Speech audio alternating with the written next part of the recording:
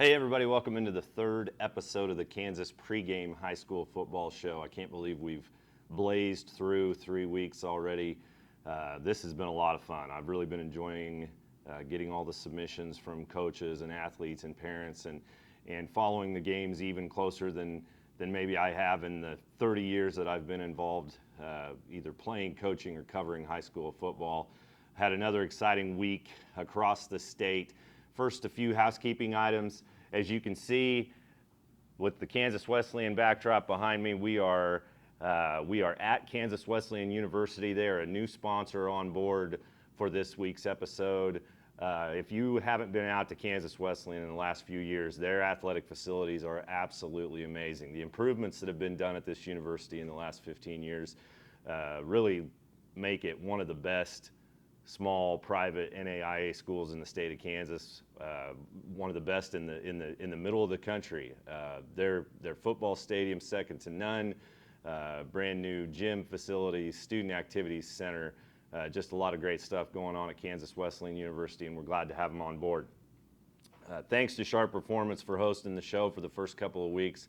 Of course, Sharp Performance is a great partner of what we do at Kansas Pregame, and fortunate to work with Jake Sharp on providing combines and showcases for high school football players, including a couple of them every summer right here at the Graves Family Sports Complex with one of the most beautiful fields in the heart of the state. So, looking back at this week's action, more overtime madness. You know, last week I think we had 8 overtime games. This week we had several of them, but part of the theme of it is also the fact that how many overtimes we had. You look at Wamego, they played 3 overtimes. This time they were able to get a win over Clay Center after losing a 4 overtime game in week 1. I mean, can you imagine having your kids play 7 overtimes through the first 3 weeks of the season? Fredonia and Cherryville went to 4 overtimes. The Yellow Jackets won that 28-22. Colton Dinkle had 4 touchdowns in that game. Wilson beat Teskett 28-20 in a 2 overtime matchup. El Saline over Oakley 20-14 in overtime. Frankfort edged Onega 28-22 in overtime. Junction City slipped past Seaman in overtime. It just seems like there's overtime games everywhere you turn so far through this season. You've got teams with impressive starts. Trigo had a great win over Victoria, doing great things there under Pat Haxton. The Golden Eagles, at the 8-man level, 8-man won.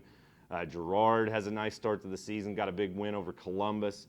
Chaparral opens 3-0. Pratt is having a great start to the season, had an impressive win over Heston, and we're gonna catch up with Pratt coach Brent Hoelting later in this episode. KEEGAN McCullick was able to drop by and do an interview with him. So we're gonna get to our usual slate of top plays and game breakdowns and top performers. We're also going to do an interview with Kansas Wesleyan coach Myers Hendrickson, who's coming off a big win over Bethel, what's turning into the 2 best teams in the KCAC and quite a rivalry, contrasting styles. Kansas Wesleyan, a wide open spread offense, and Bethel, the kind of the flex bone, like to pound the ball, and it'd be interesting to hear Coach Hendrickson talk about that game.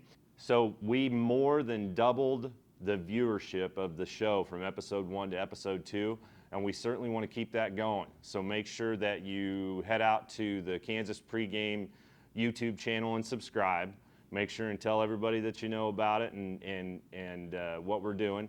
Make sure coaches, athletes, parents hit us up with submissions of great plays and great performances and great games from the previous week. You can email those to us at kansaspregame@gmail.com, or you can DM me.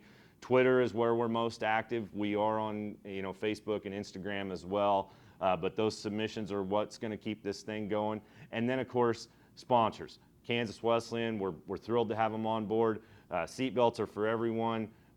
A major sponsor of what we do, and what a worthwhile program that is. Next Tech Wireless, and we're getting ready to release the next supporting cast coming up in here in our winter edition, and then also Mammoth Sports Construction, which supports so many great things in the state of Kansas. And I mentioned it briefly, the winter edition. We're getting ready. We're thinking about basketball and wrestling because we're going to put out our statewide preview for that coming up here in late November. Coaches, you need to get those questionnaires in. If you're interested in sponsoring, you can hit us up at that same Kansas pregame at gmail.com email. But we're excited to get ready to work on the winter edition as well. And one last note, we also have Cunningham Communications out of Glen Elder on board as a sponsor of one of our game breakdowns this week, and we're thrilled to welcome them. And without further ado, we'll head into the third episode of the Kansas Pregame High School Football Show.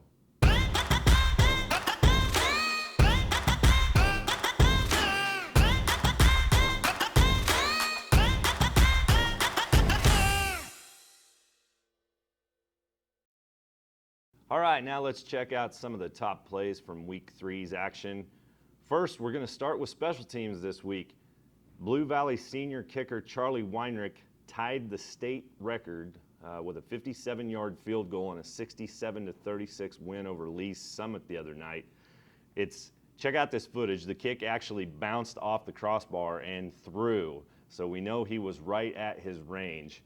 Weinrich started his high school career at Aquinas, played there as a freshman and sophomore, and then transferred to Blue Valley for his junior and senior season. One of the best kickers in the state of Kansas for one of the best programs in Class 6A. Deerfield hasn't had a lot of highlights so far playing six-man football this season. Hadn't scored a point going into this week's game with Northern Valley, but they finally found the end zone. Even though they got blown out and they were likely going against Northern Valley's junior varsity, it was still exciting for them to put up 18 points in the contest, including this nifty little toss. Maverick Nahara pitched to Cesar Ramirez. He bobbled the pitch. He had to rein it in, and then he shoveled past it back to Nahara for 26 yards. Like I said, Deerfield struggled on the season, but they had a couple nice highlights against Northern Valley this week. Derby versus Bishop Carroll, likely the marquee matchup of the week, and it didn't disappoint.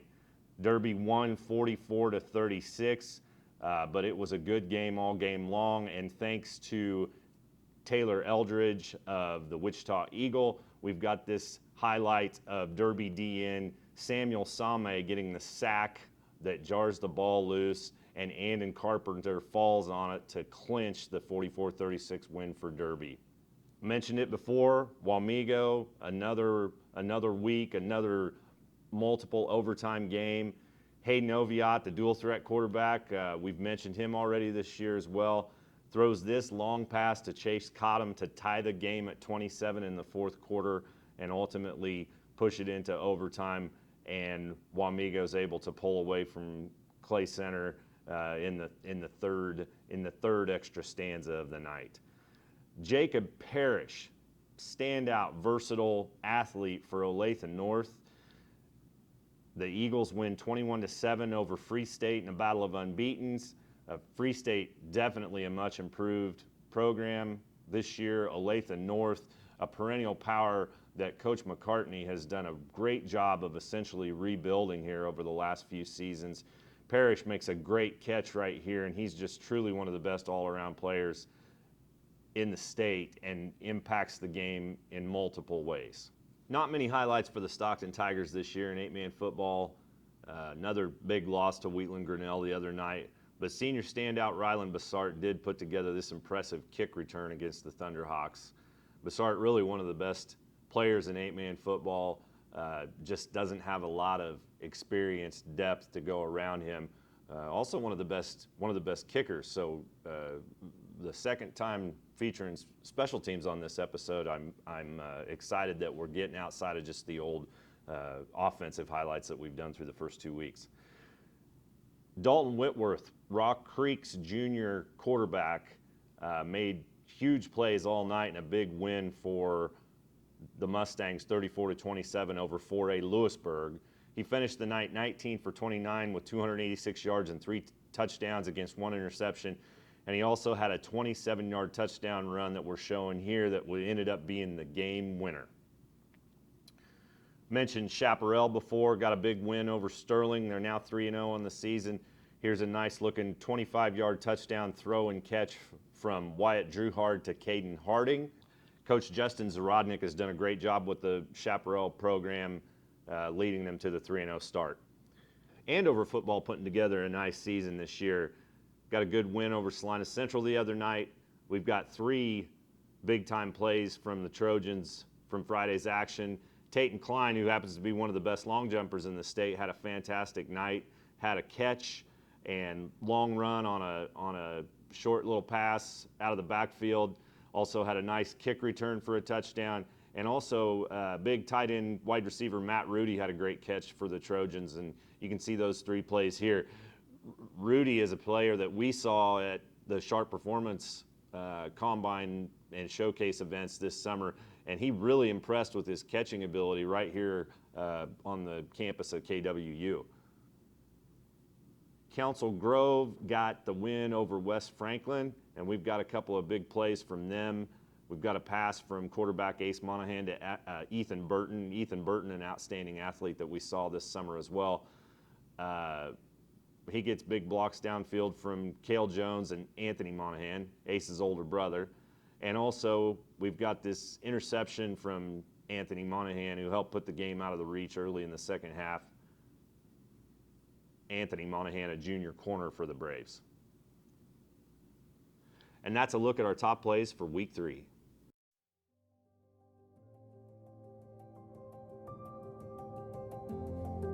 When we do our safe observations at our school, almost everybody is on their phone. A lot of students at the school and even adults always need to reply to that text or email or phone call or whatever while they're driving. Having everybody focus on the road would be probably one of the biggest challenges we have. I'd like to see a lot more people pay attention to what's going on. I always do my best to pay attention. I'm not on my phone. Like, I don't think any text message is as important as your life. I think a lot of people are on their phone while they're driving to kind of keep up a social image, when really, in the long run, it doesn't matter more than your life or the life of somebody else.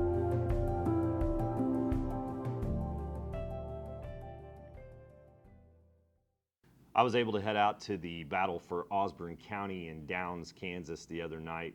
Lakeside taking on Osborne in a battle of district foes, and Cunningham Telephone and Cable is making this game breakdown possible. Broadband internet is so important to the livelihood of our region. Everything from safety to work to education to health. Broadband internet is the key to economic development of our region. That's why we at Cunningham Telephone and Cable have invested so heavily in our networks to provide the best broadband service we can to North Central Kansas. Contact one of our local offices in Concordia, Belleville, Beloit, or Glen Elder today to take advantage of all the benefits broadband provides. Cunningham Telephone and Cable. Connect with us. So going into this matchup with Lakeside and Osborne, it was really expected to be a very close contest. And of course, by now we all know that Osborne ran away with it, and they literally ran away with it behind the speed of Mason and Connor Schur, Dalton Lance, and also an emerging young superstar in quarterback Doak Guthrie. Osborne is really good, and as they have been under Coach Steve Tiernan, they are very fast. Lakeside has athletes. Jace Schoen is an exceptional talent. A step quicker and a few more pounds, and he might be somebody that could play college football at a pretty high level. He's tall, he's long, runs great routes, catches the ball well, and quarterback Kylan Cunningham for Lakeside connects with Schoen consistently. But the defense for Osborne just swarmed Lakeside, and they knew exactly what Lakeside's game plan was. And they were able to cause them problems frequently when they were trying to drop back to throw the ball, when they tried to run up the middle behind a talented Ian Christine at fullback. They found very little opportunity. Mason Schur had long rushing touchdowns. He also had an incredible kickoff return that I wasn't able to capture on film because I was checking out something else right at that moment, but there were multiple twists and turns and cutbacks and broken tackles, and was really one of the top plays of the year that I've seen so far. Lakeside's game plan just wasn't up to snuff against what Osborne was doing. They put together a really nice drive that went deep into Osborne territory before the half, but they ran wide and they did a toss there, and then they had a quarterback sack, and they weren't able to convert and get those points. Pretty much their biggest lone highlight of the game was a long Kylan Cunningham to Jay Schoen touchdown toss on their first drive and their first possession of the game. But Osborne looks like they're for real. Going ahead, it looks like they might be headed on a collision course with Thunder Ridge for district supremacy. And Lakeside still has a great opportunity to put together a fine season this year, but they fell hard to their Osborne County Rifle 58-8. And thanks again to Cunningham Telephone and Cable for making this game breakdown possible. And now we'll head out to KEEGAN-McCullick, who was able to take in the Cheney versus Garden Plain matchup the other night. Hey, KEEGAN-McCullick with Kansas Pregame here. This past Friday night, September 17th, I got to take in a contest between two of the state's top-ranked teams, Cheney versus Garden Plain, in a matchup of undefeated Blue Bloods at Cheney High School. First quarter was scoreless. Felt like Cheney, though, was about to strike. They had some opportunities and kind of came up short. So that first quarter was scoreless, but they did put points on the board a minute into the second quarter with a touchdown pass from outstanding senior Harrison Voth to fellow senior Dayton Higgs on a really nice passing play. Voth just kind of dominated all day, looked really good, and Cheney in general would go on to dominate this afternoon. Those stat line was over 300 passing yards, over 100 rushing yards, and 5 total touchdowns. He hit various receivers. Higgs had a big day, while also Voth's younger brother, Jackson Voth, a sophomore, made some really big plays and really impressed. And he will clearly be a target going forward this year for Voth. But Cheney does a great job of distributing an offense, and they're a very hard team to prepare for. They ended up taking the game 34-7, and just a really impressive effort. Defensively, Cheney also showed a lot of good things. The Garden Plain attack had very little room to breathe all day. Defensive end Gage Robertson for Cheney finished with 2 sacks, made some big plays there. And just as a whole unit, Cheney really looked good. Senior Garden Plain running back Reed Adelhart, who has been averaging 200 yards per game up until this point, was held to just 99 rushing yards on 23 carries, and he really couldn't get much going. Just a really impressive effort by Cheney here. Garden Plain, though, they don't have much to hang their heads about. Cheney is a bigger school. They're both really good teams, and I think at the 2A level, Garden Plain is going to win a lot more games this year, and we'll probably see them in the playoffs. I think Cheney, though, is just an exceptional team. Harrison Voth can just really extend plays with his legs and then capitalize on good arm talent, too. They're a dangerous team for anyone to deal with, and I think they're going to be in contention for a 3A crown come the end of this season. Trigo took on Victoria in one of the biggest contests of the week. Trigo putting together an excellent season so far this year under veteran coach Pat Haxton. Haxton led Southeast of Salina to a state championship in the mid-2000s, coached at Valley Center, and then got back a little closer to his hometown of Norton, and is developing something pretty special this season for 8-man Trigo. They've got a talented group of athletes: James Cray, Charlie Russell, Owen Day, and for them to edge Victoria 42-40, Victoria a perennial power, both in their time at 11-man and 8-man. Doug Oberle does a great job with that team year in, year out. For Trigo to get that win, it really was a statement win for them, and has them rolling with back-to-back quality wins after the Wichita County win a couple weeks ago. Here, I push my comfort zone to discover what I can truly do. Here, I'll collaborate and be challenged the same as a four-year school. Here, I can make new friends and make a difference. Here, I take my first step towards a degree without taking 2 steps back financially. Here, I'm more than part of a team. A class. A group. Or a campus. I'm home. Come home to Garden City Community College, because from here, you can go anywhere. Enroll today.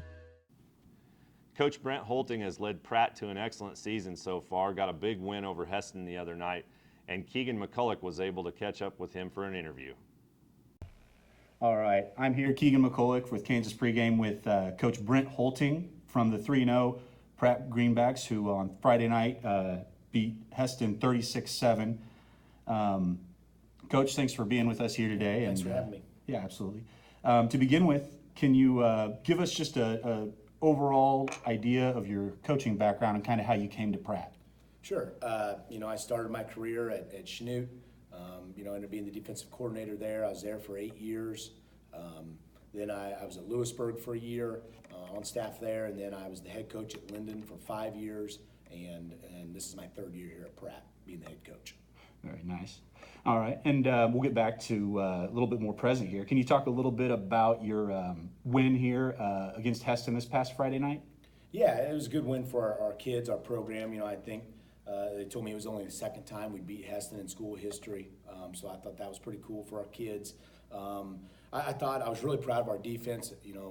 Coach Brown, our defensive coordinator, did a good job. We came up with a game plan, try to neutralize their passing game, because they're explosive. Their quarterback, the Ferralis kid, is really good. He puts the ball in the money. They have a bunch of tall receivers, and I was really proud of our defensive backs, because we're 5'8", 5'7", 5'8" defensive back all across the board almost, and their receivers were 6'3", 6'4", 6'5", and they were throwing jump balls up in the corner.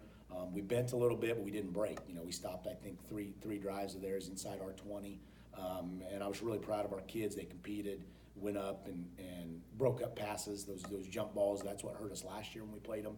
And then I thought we were really able to get in a rhythm offensively and wear them down physically after a while, and that was good to see. I thought our kids played a good game. Absolutely. Big win there, 36-7 over Heston, moved you guys to 3-0. Obviously, it's been a really good year for you guys coming out. Who have been a few players that you feel like have maybe stepped up particularly this year that have, kind of maybe stepped into a leadership role or stepped up into a role that they weren't necessarily expected to this year? Have there been a couple surprises like that? Yeah, I think we've really been, it's been a team effort. We've had 7 different guys score touchdowns so far. We have, I think, 4 or 5 different guys that are over 100 yards rushing on the year. So we've spread the ball around, but I think, Johnny Martinez has really stepped up offensively. Max Uni has really been a surprise. He's a sophomore, and he's close to, if not, leading us in rushing yards right now. Him and Enoch Walton's obviously stepped up. He's got more publicity, but he stepped up. But Max has been great for us. He's averaging over 10 yards a carry so far this year. Carson Hamey has really stepped up. He's a junior, both offensively, defensively. We've had to move him around some, and he's took on that challenge. Dalton Weber is a senior that came out of nowhere. He didn't start at the beginning of the year. Kept working his tail off, and he had an absolutely great game the other night at defensive back. We put him at safety. Jared Johnson. I could go down the list.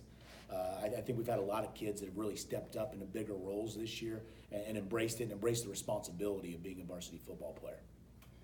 Absolutely. One place that you guys have really been clicking, obviously the whole team's been looking really good, but offensively you guys have been having some very productive weeks there. In these first 3 weeks, you scored a combined 163 points. What's kind of been some of the key to that success? I've always been a power spread guy. That's what we ran. I had the Swineharts, Dawson and Dexon at Linden, and had some good success with that, and we were able to put up a lot of points. And then we came out here, and personnel-wise, we were a little different. We don't quite have the overwhelming speed. So in the off season, looked at, we got to do something to maximize our strengths. And with what we got some big physical kids that have worked really hard in the weight room. And so we researched, and we came up, we switched to the single wing this year.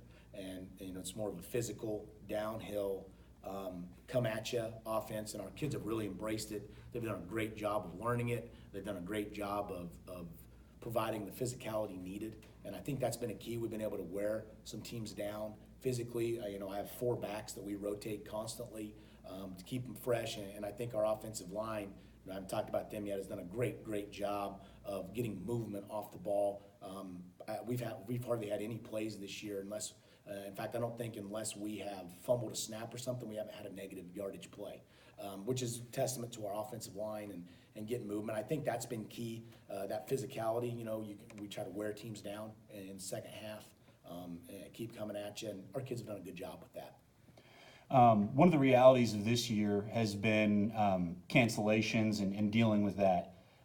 In week 2, you guys had to cancel your game at Lions and reschedule with Mission Valley. Can you talk a little bit about dealing with that type of disruption and the week's preparation and kind of how you deal with that as a coach? Man, it was crazy. We found out right before practice started Wednesday. I mean, it was right before school ended. I found out Wednesday that the Lions couldn't play us. Look for a game all night Wednesday, all day Thursday, and actually just kind of said, well, guys, we're going to turn our attention to Heston. It doesn't look like we're going to get one. And then a coaching buddy of mine at West Franklin called and said Thursday night, said, man, I don't think we're going to play. We have 19 of my football players in quarantine right now. Just put a bunch of them in Thursday after school, got put in quarantine, and he said, I don't think we're going to be able to play. Well, Mission Valley is where I got my start actually as a Rule 10 coach. Before I graduated college, I Rule 10 coached out there, and the superintendent there was the head coach. The athletic director was the defensive coordinator at the time, so I've known those guys forever. My sister-in-law teaches out there. My nephew goes out there. He's a freshman. My brother lives out there. So it's kind of a natural connection. I called those guys up, and I said, hey, I know you guys got homecoming this week. I know you don't want to lose it. We don't want to lose a game. We're the only 2 teams in Kansas that don't have a game. Let's make this work. And we talked about it. I said, we're willing to travel there. I know it's your homecoming. And so we got that game set up at 10:30 on Thursday night, and actually didn't get it finalized because then obviously my athletic director had to do all the detail work and make sure we had transportation, all that. So, up to Thursday night, we told our kids, hey, pack like we have a away game tomorrow just in case we find something last minute. And because we couldn't even tell them the details to make sure. And so it was pretty crazy. Friday morning, we called them in and said, hey guys, we got a game tonight. We're going to Mission Valley. And so it was crazy. It was a whirlwind, but it's kind of fun. It's one of those games that'll be a great memory for our kids, but definitely crazy. Yeah, well, you guys did a great job of handling it, both off the field, getting it rescheduled, and then on the field, handling them, getting that big win there. You guys have Larned on this Friday. How are you guys feeling, and how are you guys preparing for that so far? Larned always has athletes. They spread the ball out. They like to get their athletes in space, so it'll be another game where we've got to be really fundamentally sound. They do a lot of crossing routes. They do a lot of combo routes, so we'll have to make sure, coverage-wise, we know what we're doing every play, make sure we're checking to the right coverages, and it's one of those games. They can hit you with a long play at any time. They've always been able to do that. They like to throw the ball around, get to the edge, and so I think this week it's just more of us working fundamentally on being good there, and then offensively, the one crazy thing about going to the single with the unbalanced single wing like we have is we never know what defensive front we're going to face. So I think there we always just kind of worry about what we're doing. What are we doing? How can we do better? Go back and look how teams played us last week and what gave us problems, and then try to fix those and move on the best we can. Absolutely, Coach. Well, hey, best of luck this upcoming week, and great job so far. Thank you so much for taking the time to speak with us here at Kansas Pregame. Thank you guys, appreciate it.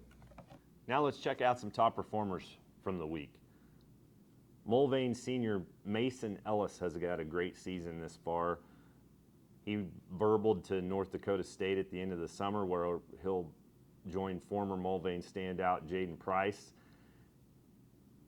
He's suffered injuries much of his career there at Mulvane, and this year he's fully healthy, and he has that blazing speed that we saw this summer at the Sharp Performance Combines, where he was running in the 4.4s, and he is a versatile weapon for Mulvane. Plays the quarterback position, understands the zone read concepts, can throw the ball well. Really one of the best players in the state of Kansas, and is helping Mulvane to try to rebound from a year where they really struggled a season ago. Central Heights got a nice win over Northern Heights the other night, and sophomore Baker Moore, who probably weighs about 115 pounds soaking wet, had to step in because of injuries and played a key role in the game, put together a great performance. 9 total tackles, 3 interceptions, 110 total return yards between punt returns, kick returns, and an interception return, and 3 carries for 53 yards. A big game for the diminutive Moore on the night for Central Heights. When it comes to Blue Valley North, offense gets all the ink. Henry Martin, Makai Miller, Lucas Bullock, and more. But the defense is carrying its share of the water for this unbeaten 6A power this season as well, and the heart of that defense is Ty Farrington. This kid has 8.5 sacks through 3 games. He is a really talented defensive player and has the potential to drive Blue Valley North on another deep playoff run, this time under first-year head coach Adam Pummel. And those are a few of the top performers from this week.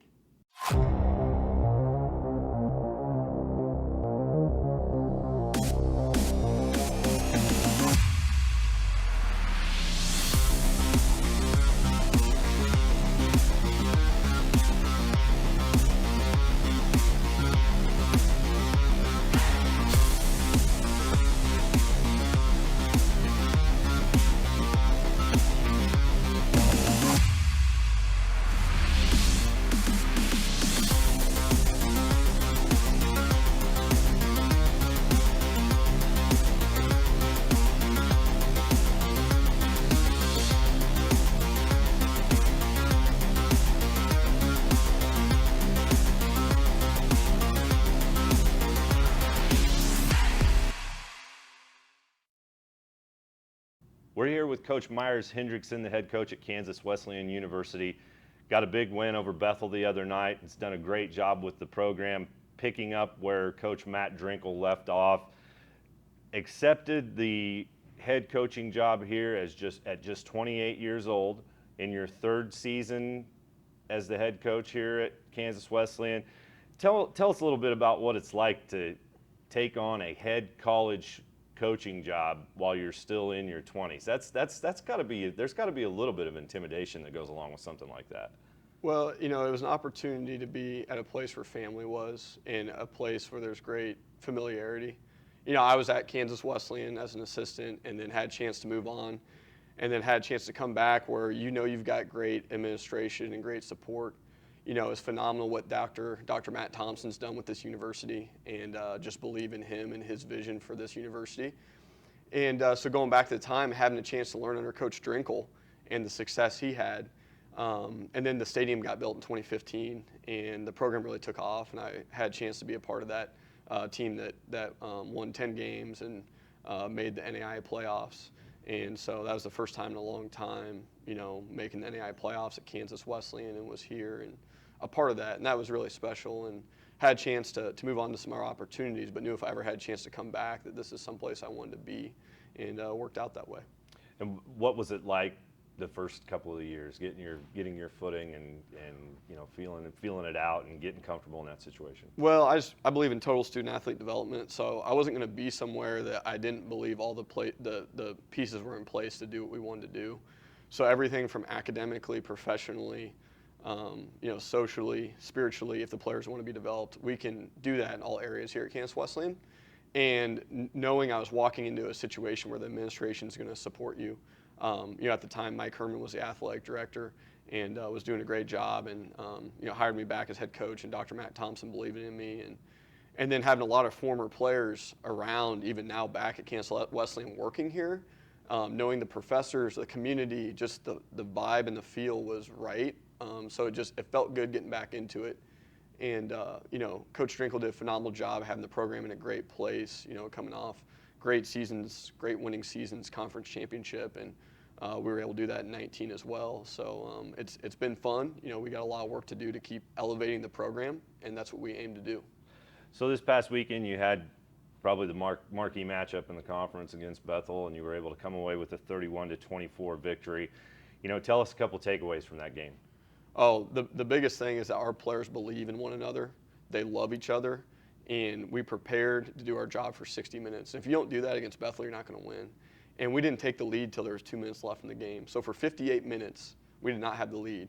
but we believed, and we kept believing. We had the resolve, the resiliency, overcame adversity to win on the road against a top 10 team nationally who's playing really well.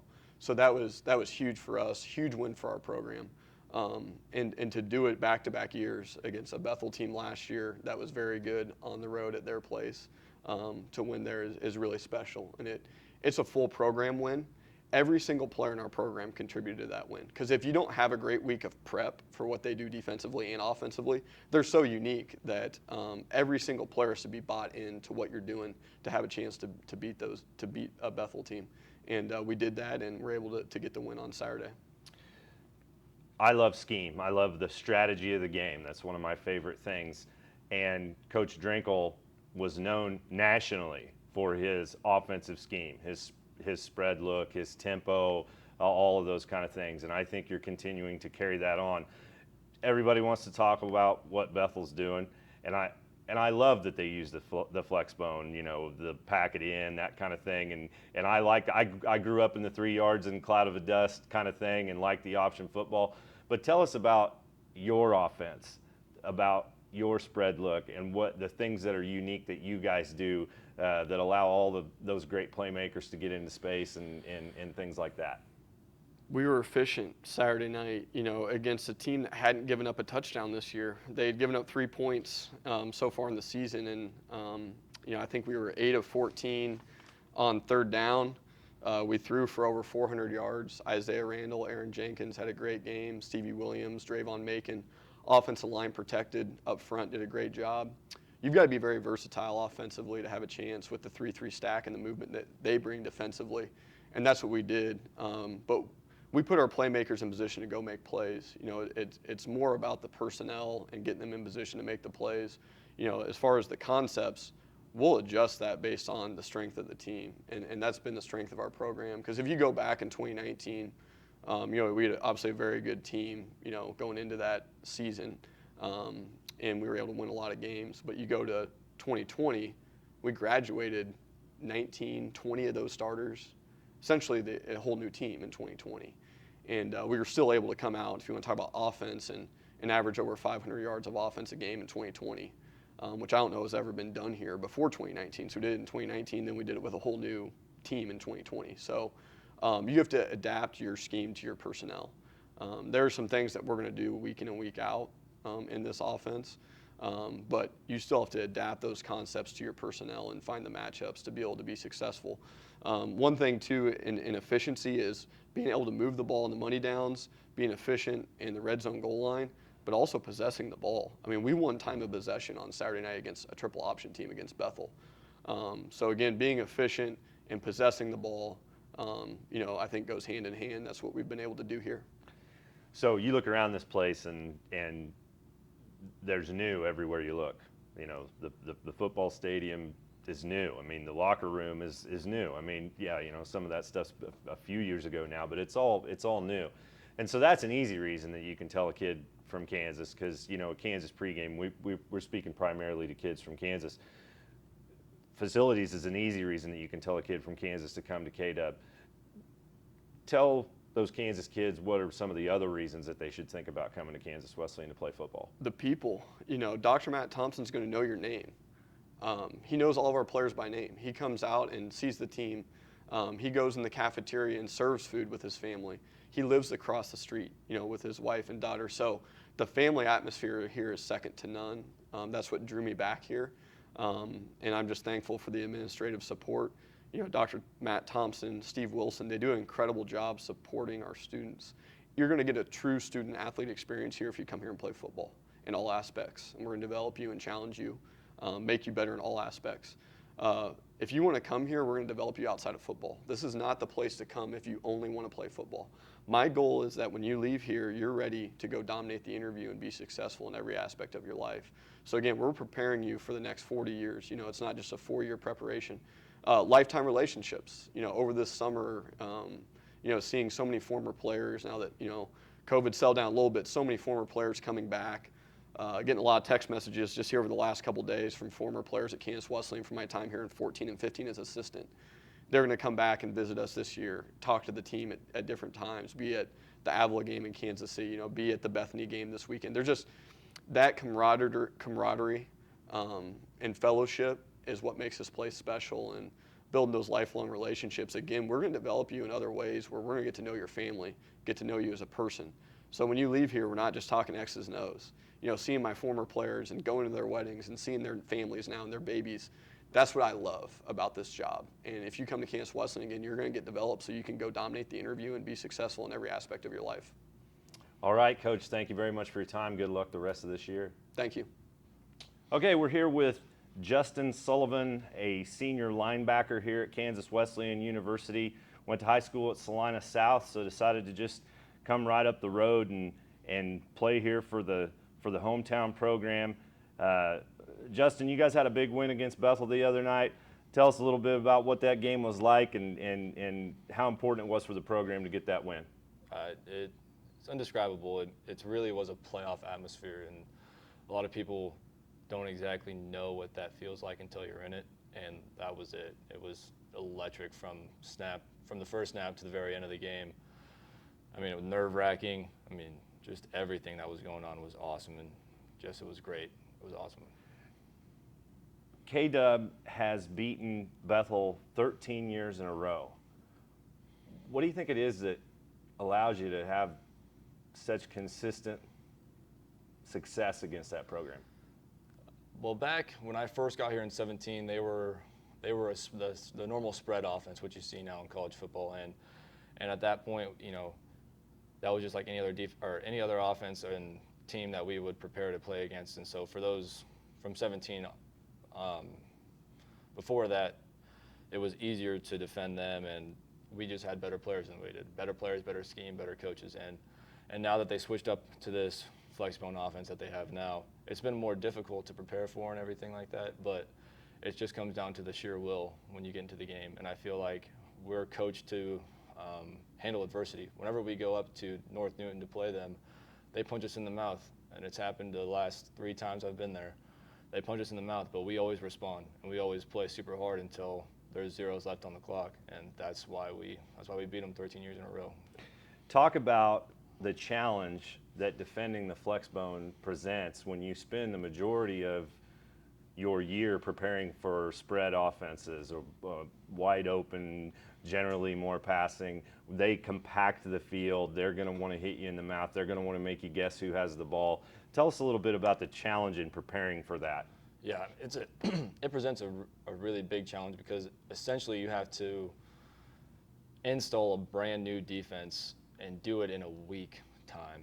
And you have to make sure that everybody's assignment and alignment is 100% perfect, because if there's one guy out of the 11 that messes up on their assignment, then that could cause an 80-yard touchdown run because somebody forgot to tackle the dive. And that's where in spread offenses there's a little bit more leniency with that. You can make a simple mistake and maybe it gets covered up, but in a flexbone you have to be 100% all the time and just be. It's incredibly difficult to do it 1 week of the year. So, you're in your 5th year here at Kansas Wesleyan, so you've been fortunate to see some pretty significant facilities improvements in your time here.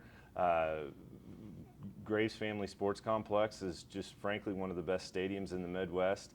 I'm sure there are a host of other reasons that a player that's watching the Kansas pregame high school football show, that's thinking about going to the NAIA KCAC level, should come to Kansas Wesleyan. But tell us a few of the reasons that you think a player should come to K-Dub. One of the main reasons is we build a winning culture here, and that starts from the top and it goes all the way down to the bottom. Is we, especially as players, we try to get everybody on our team bought into the goal of winning conference and then going to the playoffs and potentially playing for a national championship, which we've been able to do. And it's not just the coaches. I mean, it's across the board. Everybody is just so bought into the idea of wanting to win. And when you mix that with having a great locker room, a great facility, as you said, a great home supporting, crowds that come out to the games and support us. I mean, there's a lot of reasons that you should want to come here. And regardless of it's an NAIA, there's great football being played all over the country, and especially at this level, as we've proved in the last 4 to 5 years that we're playing great football here.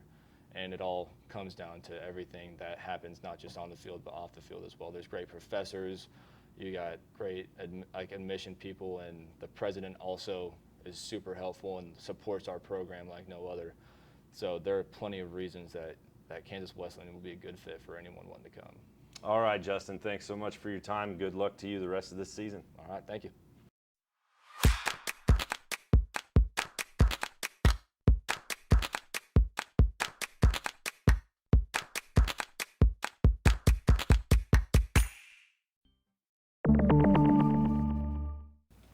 So that wraps up the first episode of the Kansas Pregame Football Show. I'm really excited to continue to do this over the course of the season, and we want to be sure and hear from you. So, like anything, the first time that you do it, you're going to learn from things, okay? We want to be sure and get your video clips. We want to be sure and get your statistics. You can DM us. Twitter is we're our most active social media, so you can find us Kansas Pregame at Twitter, but you can also find us on Facebook and Instagram. You can find us online at kansaspregame.com, where we're going to have some new things coming out this season. And you can email us, kansaspregame@gmail.com, and send links to video clips. Let us know, give us suggestions of segments, things that you'd like to see, content covered. We want to cover kids from across the state, from all classifications. And as you know, if you read my column every year in the Kansas Pregame magazine intro, I want you all to let the coaches coach, let the officials officiate, let the players play, and be a great fan of Kansas high school sports. Thank you.